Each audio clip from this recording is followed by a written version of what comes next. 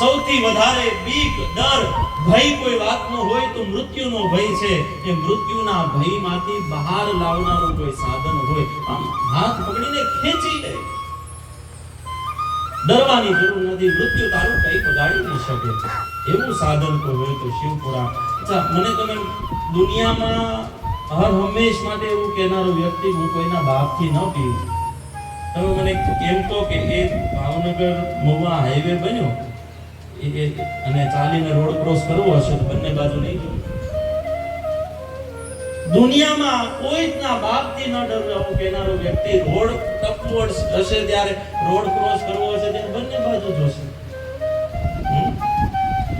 ગામડામાં તળાવ હોય, નદી હોય, પેલું એમાં ઊંધે માથે પડે ને ઉપરથી, એને શું કહેવાય, કલકલિયું કેવું કંઈક કહે ને, કે માથું નીચે હોય, ઉપરથી સીધી ડાય મારે, સીધું એમાં છલાંગ લગાવે.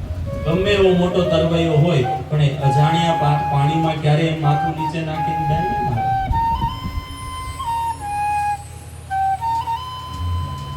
ગમે તેવું દુનિયામાં કોઈથી ન ડરવું આવું કહેનારો વ્યક્તિ પણ મૃત્યુથી તો ડરે. અરે ના, તાજું જન્મેલું મહારાજ બાળક જોઈ લો, તમે એને બારીની બહાર આમ હાથ કાઢીને એને હાથમાં લઈને બારીની બહાર કાઢશો, તમે બીજા માળે, ત્રીજા માળે કે અગાસી પર, ધાબા પર હશો અને એને આમ, એને કશી સમજ નથી કે અહીંયાથી હું પડી જઈશ. હા, અહીંયાથી હું પડી જઈશ, આવી કશી સમજ નથી.